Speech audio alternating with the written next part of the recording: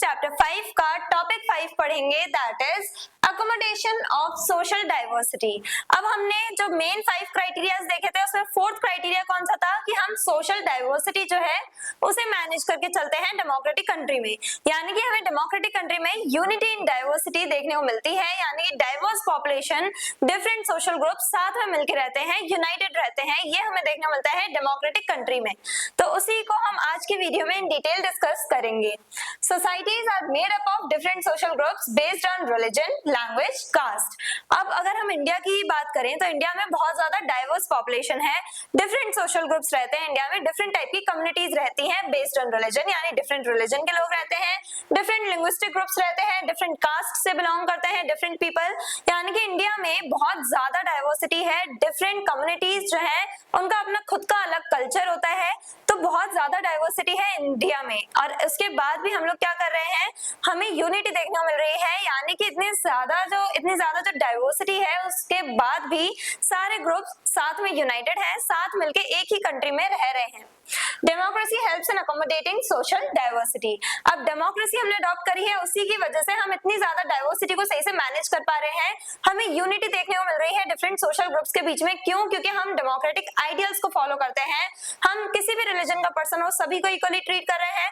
Cast, जो लो cast है, जो बैकवर्ड सेक्शन के लोग हैं, उनके अपलिफ्टमेंट के लिए काम कर रहे हैं, सभी को हम इक्वालिटी प्रोवाइड कर रहे हैं, जस्टिस प्रोवाइड कर रहे हैं, फ्रीडम दे रहे हैं, राइट्स दे रहे हैं, और इसी वजह से सारी कम्युनिटीज जो है उनको क्योंकि रिप्रेजेंटेशन मिल पा रहा है, उनकी आइडेंटिटीज को रिकॉग्नाइज किया जा रहा है, उनके वेलफेयर के लिए काम किया जा रहा है, इसी वजह से सारे जो ग्रुप्स हैं वो साथ में मिलजुल के रहते हैं, पीसफुली रहते हैं, यानी हमें कोई वायलेंस देखने को नहीं मिलता। It allows people from different communities to express their views and participate in decision making। क्योंकि हमने डेमोक्रेसी जो अडॉप्ट करी है तो इससे क्या हो रहा है, हम सभी के जो प्रॉब्लम्स हैं, सभी के जो इश्यूज हैं, सभी की जो प्रॉब्लम्स हैं उन्हें हम सॉल्व कर रहे हैं, हम सभी को रिप्रेजेंटेशन दे रहे हैं, सभी लोगों को अधिकार है कि वो अपनी वॉइस रेज कर सकते हैं, अपने ओपिनियन, अपने जो व्यूज हैं वो एक्सप्रेस कर सकते हैं, अपने व्यूज एक्सप्रेस कर सकते हैं, अपने ओपिनियंस एक्सप्रेस कर सकते हैं, गवर्नमेंट तक अपनी बात पहुंचा सकते हैं, लोग अपने इश्यूज जो है वो रेज कर सकते हैं, मूवमेंट्स चला सकते हैं, गवर्नमेंट का कोई गलत डिसीजन है तो उसके अगेंस्ट में अपनी वॉइस रेज कर सकते हैं हम लोग। और डिफरेंट जो कम्युनिटीज हैं वो अपनी खुद की पॉलिटिकल पार्टीज भी बना सकती हैं, और उनकी जो पॉलिटिकल पार्टीज है वो उस एक पर्टिकुलर कम्युनिटी के लोगों को रिप्रेजेंट करती है, उनके इश्यूज को सॉल्व करने की कोशिश करती है, उनके इश्यूज को रेज करती है, डिमांड उठाती है कि गवर्नमेंट उनके इश्यूज को सॉल्व करे। तो पॉलिटिकल रिप्रेजेंटेशन भी मिलता है ऐसे ग्रुप्स को डेमोक्रेसी में, डिफरेंट कम्युनिटीज को। The rule of democracy is to respect differences, minority rights, cultural identities. अब डेमोक्रेसी में एक तरह से हम मान सकते हैं ये एक रूल है, यानी कि डेमोक्रेसी में ये जरूरी है कि हम हर एक कम्युनिटी के पर्सन को, यानी डिफरेंसेस जितने भी हैं, सोशल डाइवर्सिटी जो है, डिफरेंट सोशल ग्रुप्स जो हैं, उन सभी की रिस्पेक्ट करें, सभी को इक्वली ट्रीट करें, सभी को जस्टिस प्रोवाइड करें, सभी को फ्रीडम, राइट्स हम प्रोवाइड करें। तो ये एक रूल है डेमोक्रेसी का, जहां पे हम लोग लोगों के वेलफेयर के लिए काम कर रहे हैं, सभी को इक्वली ट्रीट कर रहे हैं। माइनॉरिटी के राइट्स जो है, यानी माइनॉरिटी कम्युनिटीज जो है, उनके भी राइट्स के बारे में, उनके भी अधिकारों के बारे में सोचा जाए, उन्हें अच्छे से ट्रीट किया जाए। Cultural identities, different cultural identities होती हैं, सबका अपना वे ऑफ लिविंग है, हर एक कम्युनिटी जो है उसका अपना खुद का कल्चर है, तो उन सभी कल्चर्स को रिकॉग्नाइज किया जाए, उनको भी रिप्रेजेंट किया जाए, उनके भी इश्यूज को सॉल्व किया जाए पॉलिटिकली, तो वो कंट्री डेमोक्रेटिक कंट्री है। Democratic government adopt power sharing, federalism and decentralisation to manage social diversity.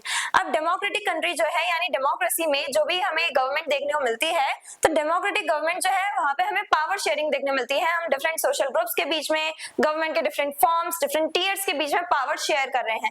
Power sharing जो हम इस सिविक्स के चैप्टर 1 में भी पढ़ के आए हैं, तो पावर शेयर कर रहे हैं हम लोग, साथ ही साथ फेडरलिज्म हमने देखे, फेडरलिज्म हमें देखने को मिलता है, that is chapter number 2 of civics class 10।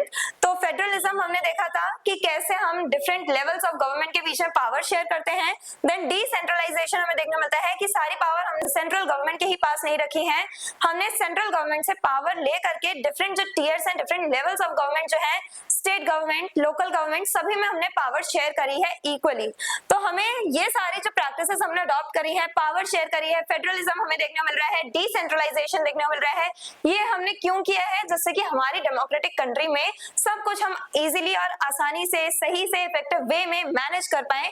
Social diversity जो है उसे मैनेज कर पाए, क्योंकि सभी सोशल ग्रुप्स जो है उन्हें हमने ये राइट दे दिया है कि आप खुद का रिप्रेजेंटेशन कर सकते हो, अपने इश्यूज आप रेज कर सकते हो, अपनी वॉइस गवर्नमेंट तक आप पहुंचा सकते हो।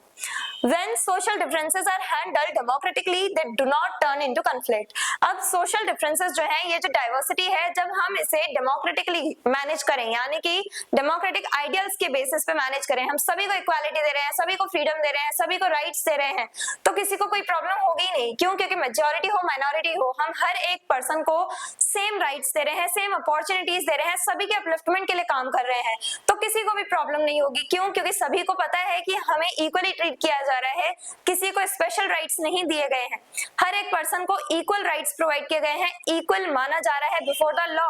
तो इस वजह से क्या होगा, कोई भी कंफ्लिक्ट या वायलेंस रेज नहीं होते हैं। वहीं पे नॉन डेमोक्रेटिक कंट्री में बहुत ज्यादा वायलेंस क्रिएट होता है।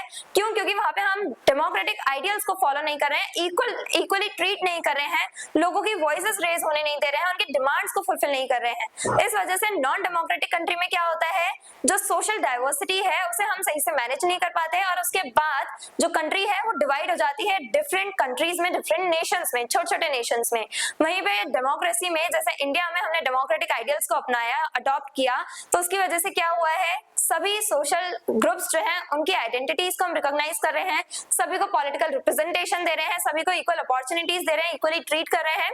तो इसकी वजह से हम सोशल डाइवर्सिटी को मैनेज कर पाए हैं इंडिया में, और इंडिया जो है उसकी नेशनल यूनिटी को हम प्रोटेक्ट कर पाए हैं, इंडिया का फर्दर डिवीजन नहीं हुआ है। I hope everything is clear. और अगर आपको इस चैप्टर के डिटेल नोट्स चाहिए तो हमारी वेबसाइट studyseed.net पे विजिट करें, लिंक डिस्क्रिप्शन बॉक्स में दिया गया है। मिलते हैं नेक्स्ट वीडियो में नेक्स्ट टॉपिक के साथ। Stay curious, stay consistent. Thank you very much.